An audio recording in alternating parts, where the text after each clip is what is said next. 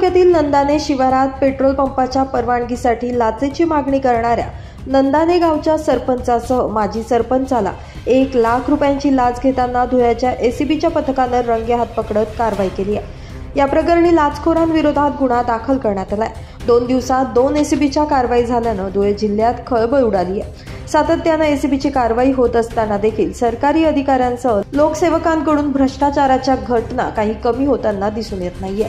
रवींद्र निंबा पाटील विद्यमान सरपंच नंदाने आणि अतुल शिरसाट माजी सरपंच नंदाने ग्रामपंचायत असं ताब्यात घेण्यात आलेल्या दोघा लाचखोरांचं नाव असून पेट्रोल पंप उभारण्यासाठी ना हरकत प्रमाणपत्र देण्यासाठी 5 लाखांची मागणी करण्यात आली होती। यातील 1 लाख रुपये देताना दोघांना एसीबीच्या पथकानं रंगेहात पकडले।